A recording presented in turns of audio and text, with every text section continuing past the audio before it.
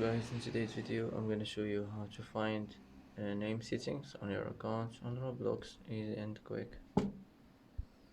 First click here, now click settings, and now click account information. Here as you see you will find your name, and you can change it if you want. Click here, and after this click save, and it will be changed. And that's how to find name settings on your account on Roblox, easy and quick.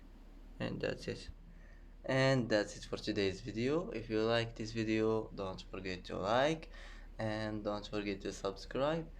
I hope this video is helpful for you, and thanks for watching until the end, and see you in the next video.